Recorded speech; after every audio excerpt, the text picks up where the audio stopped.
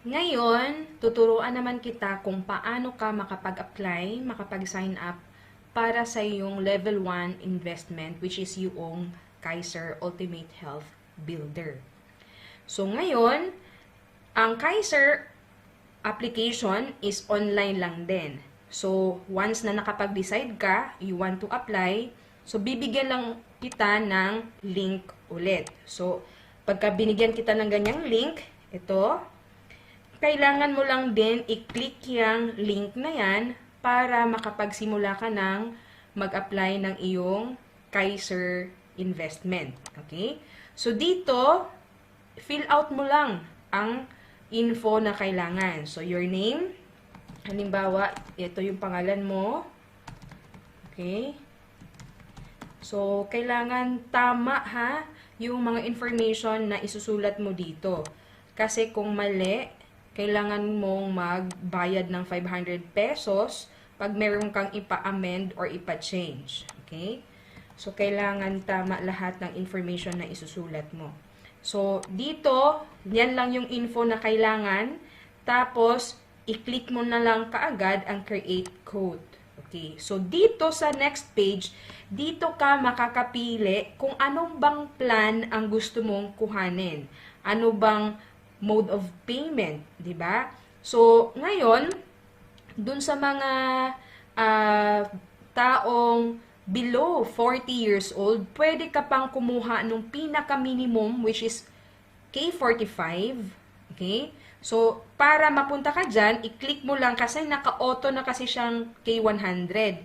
So, you just have to click that arrow down, tapos piliin mo yung K45.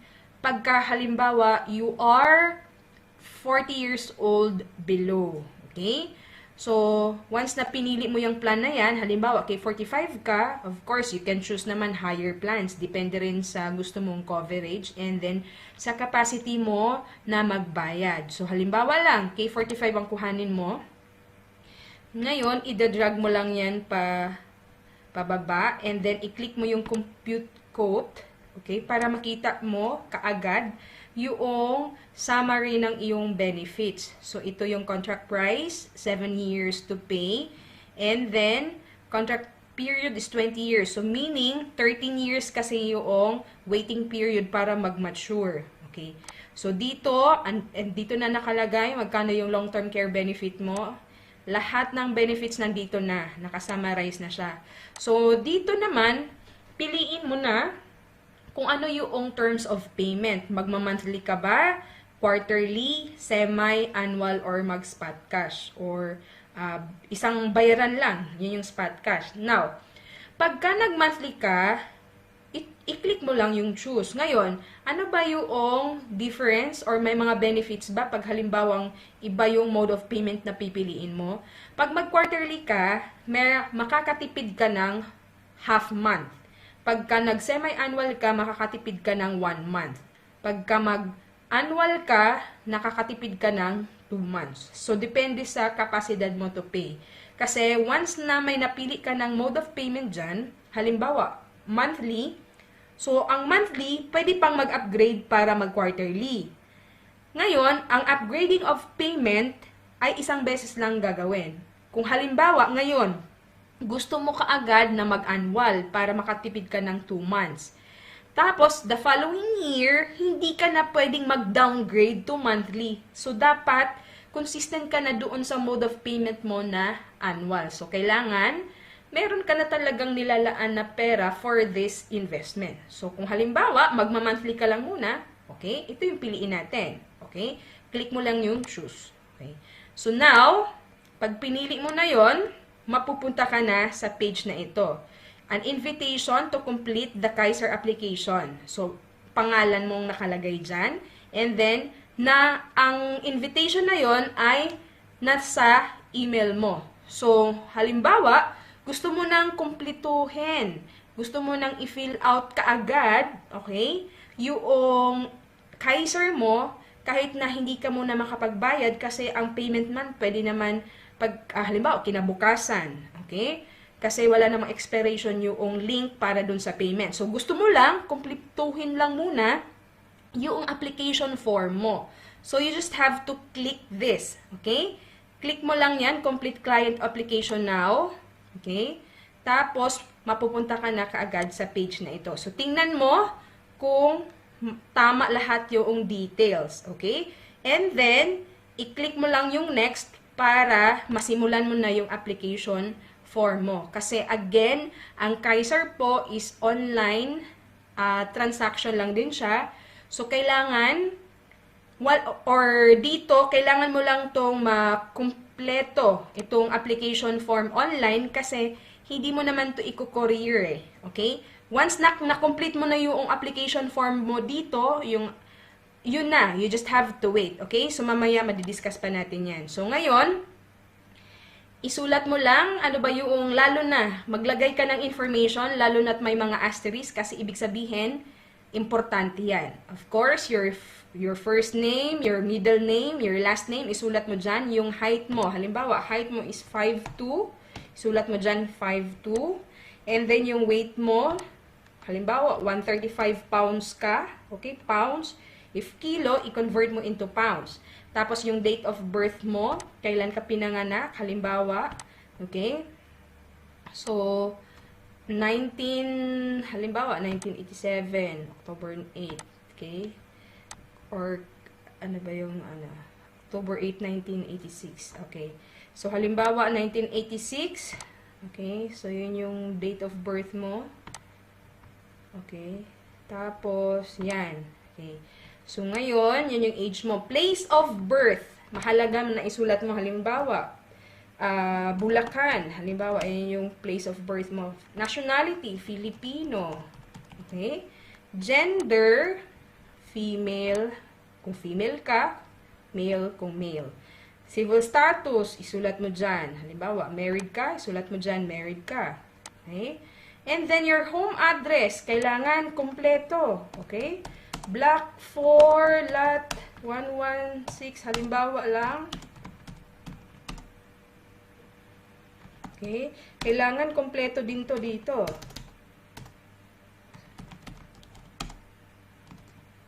Okay? Isulat mo lahat ng tama. I-type mo ng tama ang iyong address. Okay? Home city. Okay? So, dapat alam mo yung city mo. Ang home state mo, halimbawa, Bulacan pa din. Isulat mo yan. Tapos, alam mo dapat yung zip code mo. Kasi, nakalagay dito, asterisk eh. Meron ding mga asterisk. So, kailangan meron kang info na ilalagay dyan. Home country, piliin mo, syempre, Philippines. Yeah? And then, your home telephone number, wala namang asterisk eh. Okay lang na wag kang maglagay. Okay? Mobile number, wala ding asterisk eh. Okay lang din na wag maglagay. Kung gusto mong lagyan, maglagay ka. Ngayon, sa email address, kailangan, kasi may asterisk, so kailangan ilagay mo ang iyong tamang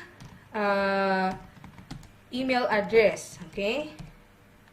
Tapos, after that, occupation. Halimbawa, nurse ka. Okay? Or OFW ka. So, isulat mo lang. Okay? Kung anong trabaho mo. OFW ka ba? Accountant? Okay? Engineer? Kung ano yung occupation mo, yun yung isulat mo dyan. So, halimbawa, OFW. So, OFW, nurse. Okay? Yan. Isulat mo dyan. Employer. Mahalaga na isulat mo dito ang pangalan ng employer mo. Kung halimbawa, ikaw ay OFW, halimbawa, ikaw ay nursing assistant, syempre, pangalan ng hospital. Or kung halimbawa, private nurse ka, so pangalan ng employer mo, pangalan ng amo mo. Halimbawa, GGH na lang. Yan na lang i-ano natin. Okay? Halimbawa, yan yung pangalan. Employer's address, ilagay mo na lang kung saang bansa. Okay, halimbawa, Singapore. Okay? Kahit hindi na kompleto, okay lang yan. Ang TIN number, okay lang na wala kang ilalagay dyan. Kung meron kang TIN number, di isulat mo na lang din. Okay? So, halimbawa, yan yung TIN number mo. So, isulat mo lang dyan. Pero, wala naman siyang asterisk, kaya okay lang na hindi ka maglalagay ng TIN number. Ang TIN number mahalaga sa mutual fund, pero sa Kaiser, okay lang na wala. Okay? And then, dito sa baba, ayan, port of entry, kung OFW ka naman, saan ka? Halimbawa, nasa Singapore ka. Okay? Or kung saang bansa ka, isulat mo lang dyan. Okay? Tapos, are you a PhilHealth member? Kung yes, click mo lang yes. Tapos, isulat mo ang iyong PhilHealth number. Kung no naman, no lang. Okay? Kung hindi mo alam ang PhilHealth number mo, tapos hindi ka na rin active, hindi mo na rin siya hinuhulugan, wala ka na rin balak na hulugan siya ulit, mag-no ka na lang. Okay? Pwede ka na mag-yes kung halimbawa kabisado mo lang ang iyong PhilHealth number. Tapos, isulat mo. Okay? So, ngayon, ino mo lang natin yan. Tapos, click mo lang yung next. Okay?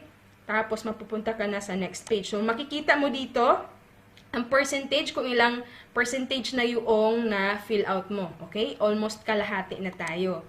So, ngayon, nandito na tayo sa page for your beneficiaries. So, dito, meron kang 4 na beneficiary na pwede mong i-declare. Okay? So, kung married ka, syempre, ilagay mo dito yung pangalan ng husband mo or ng wife mo or ng mga anak or ng mga parents. Okay? So, yun yung ilalagay mo dyan. So, pagpalagay na lang natin. Okay? Yan yung ano na lang, ilalagay. Okay?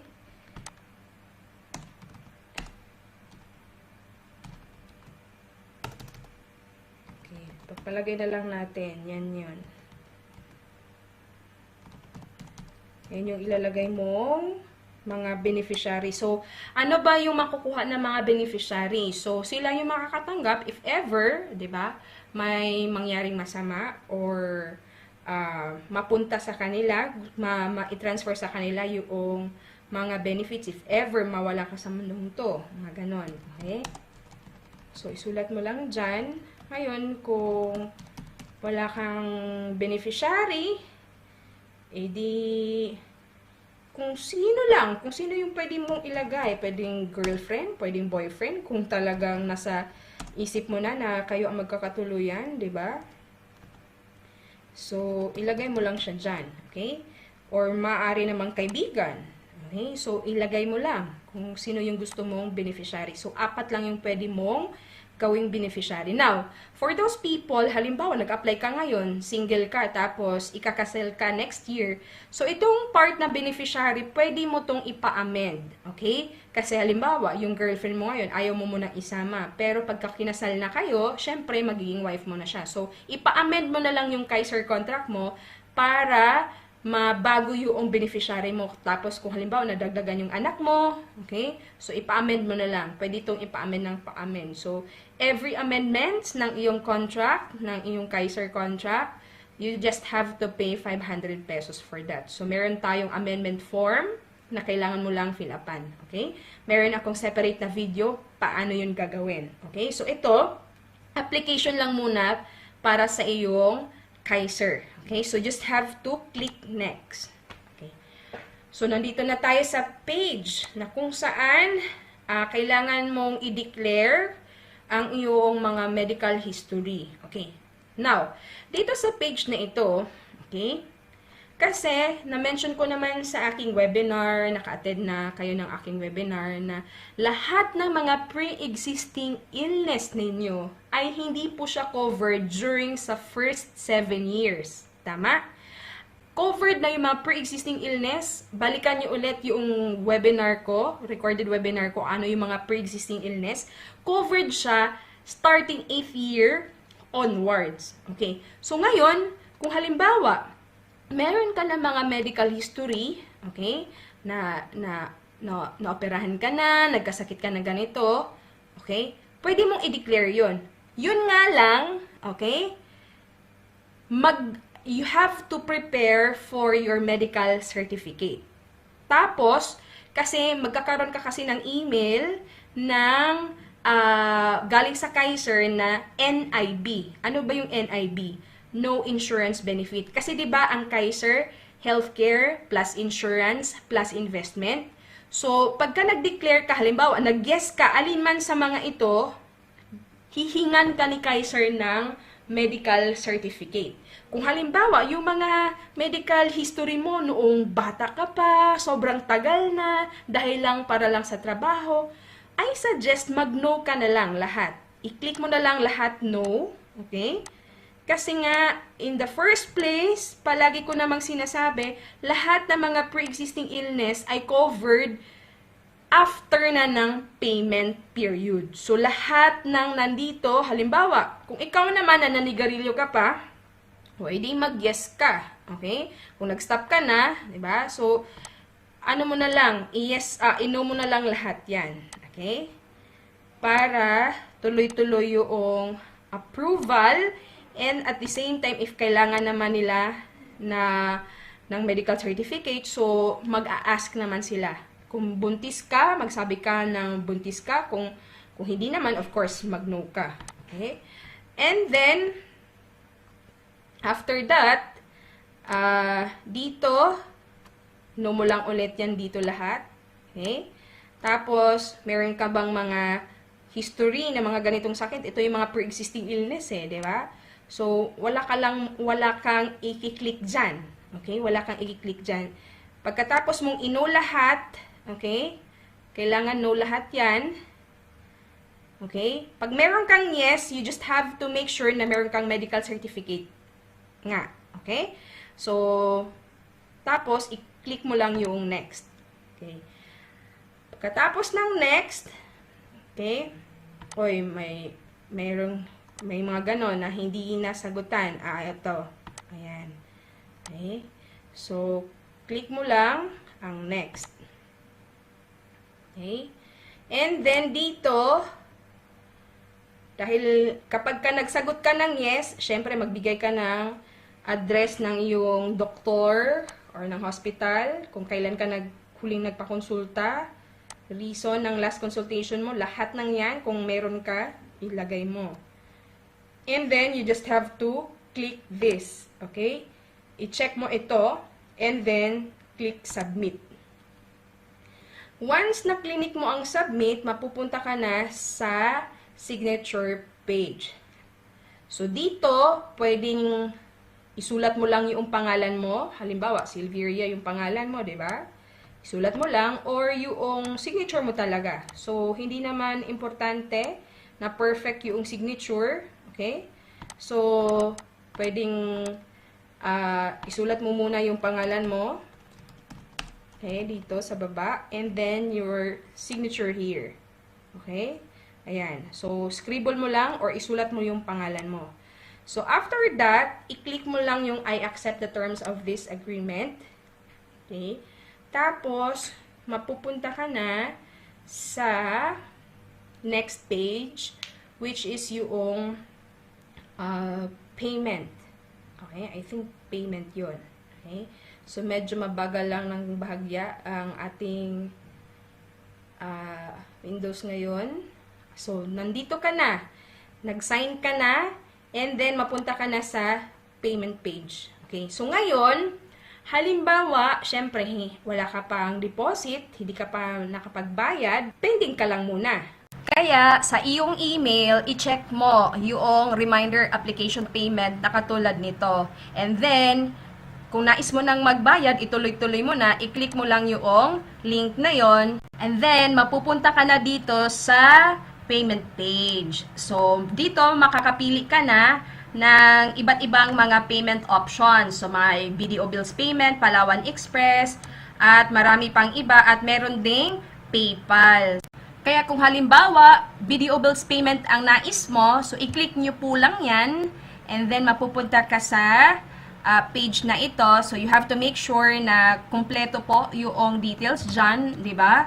And nag-reflect na rin dito, magre-reflect dito yung amount na kailangan mong isettle, and then naka-blue na rin po yung BDO Bills Payment. So you just have to click next, and then mapupunta ka na dito sa payment instructions page, di ba? So, you have to take note, di ba? ito po yung nakalagay na subscriber number na kailangan mong isulat doon sa transaction slip. Kaya meron kang dalawang paraan kung paano ka magbayad sa BDO. Maaring over the counter, ibig sabihin pupunta ka talaga sa nearest BDO branch and then mag-fill out ka noong BDO cash or check transaction slip at yung details na nandito, 'di ba? Kung ano man yung mga details na maipoproduce kapag halimbawa i-click mo yung BDO bills payment, yun lang po yung gagayahin mo. Ang pinakamahalaga na kailangan mong magaya ng tama is yung magiging subscriber number mo, 'di ba? So yung nakalagay po sa iyong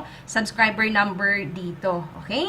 And then after that, kapag ka nagawa mo na 'yan sa over the counter, actually yung bills payment na 'yon, hindi mo na kailangan pang i-upload. So you just have to wait for 3 to 5 working days, di ba? So, you have to make sure na magbayad ka lamang ng exact amount, di ba? So, kailangan lang din, tama lang din yung subscriber number mo and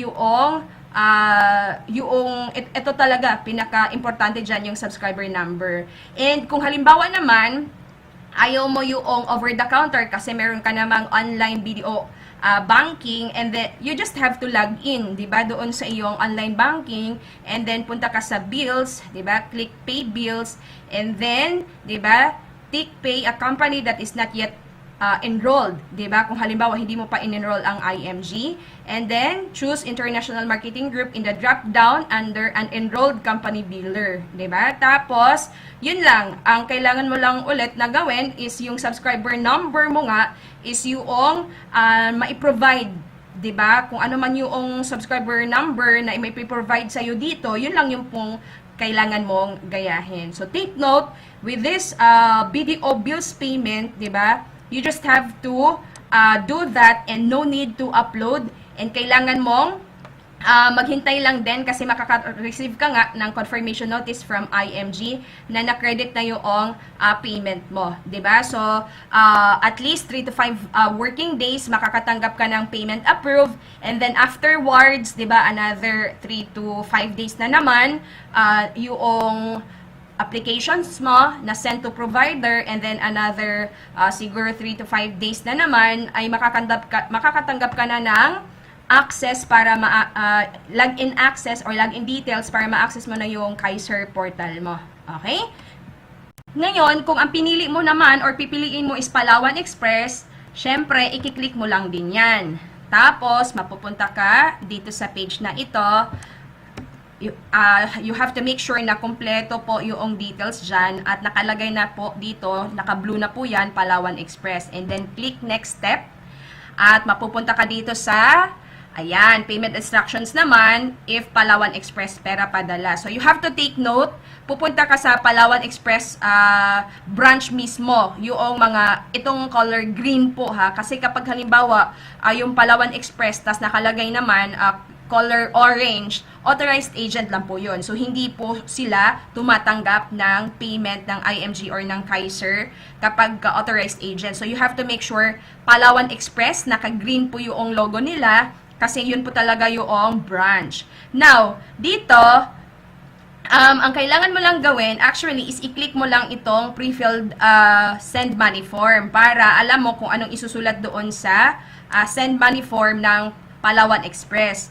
So, syempre, nakalagay dyan, di ba, pangalan mo, your phone number, and ang mahalaga is dito, yung sa receiver, di ba, ito na po yun, di ba, ito po yung kailangan lang na isulat mo dun sa receiver, as is, di ba, magkakaroon ka ng sarili mong, kumbaga parang reference number, di ba, kung ano man yung reference number na i-produce, di ba, noong pagpili mo ng Palawan Express, yun po yung isusulat mo. Okay? So, ito po, example lamang natin, di ba, na send money form. So, yun din, ito din yung i-click mo, yung Palawan Express nga. So, magkakaroon ka nga din ng separate mo na, kumbaga parang number dito. Okay? So, you have to take note. At kailangan, hindi po mali. Kasi kung halimbawa, magkakaroon ng mali, di ba? Naging I, di ba? Ito 1 to, di ba? Pero ang naisulat mo doon is I. di ba? Matagal po ang magiging processing niyan. Okay? So, dapat tandaan mo, hindi ka magkakamali doon sa paggaya noong reference number na ibibigay, di ba? Ng Palawan Express kapag ito yung pinili mo doon sa payment options. Ngayon, pagka ito pong Palawan Express ang pinili mo, no need to upload your payment. Diba? Yun lang yung kagandahan with this Palawan Express. Okay? So, hintayin mo lang na at least a week para ma-process yung payment mo. And then, sunod-sunod na po yun na makakatanggap ka ng email from IMG na na-process na yung payment, na-approve na yung payment, and then, na-send to provider, and then mabibigyan ka na ng access to your portal or Kaiser portal. So, siguro, maximum of 2 weeks to 3 weeks po ang waiting period bago ka makapasok talaga dun sa sarili mong Kaiser portal. So, you have to take note, especially your reference number na kailangan sakto po yun. Okay? Hindi dapat mali para walang delay doon sa iyong Kaiser application. Kung ang nais mo naman na payment option ay itong credit card via PayPal, so maaari kang magbayad din, 'di ba, ng iyong Kaiser saving plan ng via credit card, 'di ba? So i-click mo lang din 'yan, and then mapupunta ka na dito sa page na 'yan. And syempre, you have to make sure na kompleto yung details mo, 'di ba? So nakalagay dito, i-click mo yung credit card via PayPal, and then i-click mo tong next step na 'yan. Take note, meron pong processing fee, ayan o, nakalagay dyan, processing fee, di ba? So, kung meron ka ng PayPal account, di ba? So, mag-login ka lang, or kung wala, di ba? I-click mo lang itong pay with debit or credit card, di ba? So, i-click mo po yan, and then, mapupunta ka na dito sa page na kung saan kailangan na yung credit card details mo. So, you just have to, di ba? Fill out the necessary informations na kailangan dito sa page kapag halimbawa itong PayPal ang ginamit mo, 'di ba? And then after that, i-click mo lang po itong Pay Now, 'di ba? So after mong magawa 'yan, mas mabilis nga yung approval ng payment kapag halimbawa PayPal, at least a week din po 'yon, okay? And actually, kapag itong PayPal ang ginamit mo, no need na rin to upload your payment kasi yung specific naman na transaction na ito ang iyong babayaran. Kaya alam nila na ito ay para dun sa iyong first payment for your Kaiser Saving Plan. Kung ang pipiliin mo naman ay money remittance, bank deposit, or online bank transfer, itong tatlong ito ay kailangan mong mag-upload ng iyong proof of payment. Okay? So, halimbawa, money remittance, kasi pareho lang po yung kailangan mong gawin dito, di ba? Money remittance, bank deposit, or online bank transfer, mag-upload ng payment. For example, money remittance na lang tayo. So, mapupunta ka naman dito sa itong page, di ba? And at the same time, you have to make sure na isulat mo yung number mo, di ba?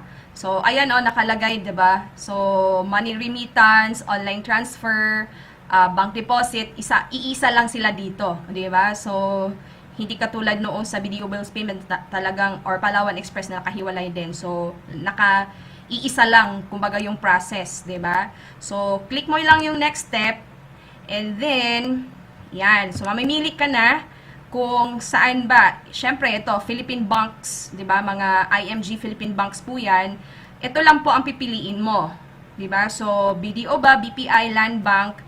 Ngayon, for personal, for my experience, pag kami nagbayad sa Union Bank, medyo matagal ang processing. So, maaaring BDO, BPI, Land Bank, or Metro Bank, or PNB. Di ba? So, pumili ka lang alinman sa mga bank na yan. And then, halimbawa, BPI ang napili mo, and then, click mo lang yung select, diba? Kung, makikita mo na dito yung account number kung saan ka mag-deposit. So, kung ano man yung bank na mapipili mo, actually, halimbawa, BDO naman, select, diba? Ito naman, account number. Diba? Magkakaroon ka ng reference number, pero ang mahalaga sa account number ng BDO ng IMG, ikaw mag-deposit or magre-remit or mag-online fund transfer. Okay? So, magkakaiba-iba po yan. So, of course, ng bank account number per bank din, syempre. So, halimbawa, balik tayo doon sa BPI. Yan yung napili mo. So, ang gagawin mo lamang, yan, take note of the account number ng IMG, account name, International Marketing Group. Bakit pala nakapangalan or ibabayad yung Kaiser sa account ng IMG? Kasi si IMG yung exclusive broker kasi ng Kaiser. So, dapat doon sa ang payment ay mapupunta muna doon sa account ng IMG. Okay? Kasi hindi ka pwedeng dumiretso kasi na magbayad ng Kaiser sa mismong Kaiser eh, 'di ba? So dapat nasa IMG talaga muna talaga 'yan. So take note of the account number and then your reference number. Kaya kung halimbawa meron ka ng meron ka ng deposit slip or meron ka ng remittance slip or meron na online transfer mo na, i-click mo lang itong click here to send us the proof of payment for verification. So, ibig sabihin, ito na yung uploading. Dito ka na mag-upload ng iyong proof of payment. So, ito na ulit. So, dito, isulat mo kung saan kang bank nag-deposit. Okay? And then, kung kailan, anong oras, minute. Kasi itong details na nandito, makikita mo doon sa deposit slip mo. Okay? Hours, minutes, and seconds ka nag-deposit. Halimbawa, ayan yung time. Okay?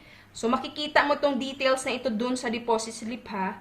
Okay? Ito din kung kailan siya din-deposit. So, you have to make sure na tama yung info na nilagay mo dito.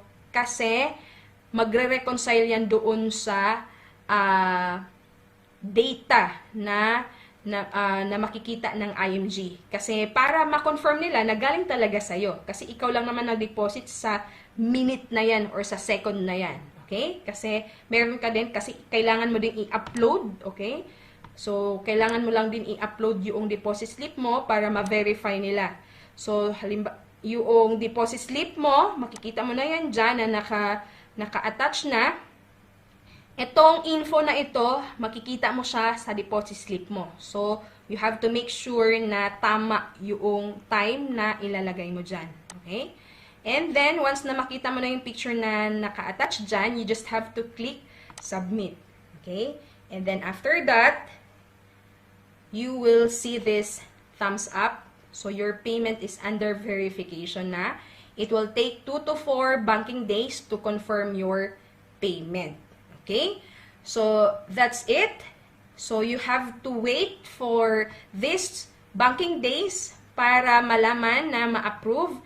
And, after ma-approve, kindly watch the next video kasi paano ka makaka-access yung video na how to access your how to access your Kaiser portal. Kasi, guys, wala ka pong ma-receive na any hard copy na documents from Kaiser kasi Kaiser go for paperless transaction. So, after nito, halimbawa na-verify na, you will receive this kind of email. Okay? What email? Ito. Okay? You will receive this email. So, na payment approved. And then, after that, yung application mo, na-sent na sa provider for processing, tapos mayroon ng congratulation. And then after that, may matatanggap kang email na katulad nito, yung policy mo ay na-approve na, tapos binigyan ka na ng Kaiser ng policy number. Okay? So, meron silang another email notification of approval and access sa iyong online policy management system or Kaiser OPMS, the Kaiser portal. So, sa portal na ito, dito mo makikita yung benefit card mo, healthcare contract mo. Thank you for watching. Click like, share, and subscribe.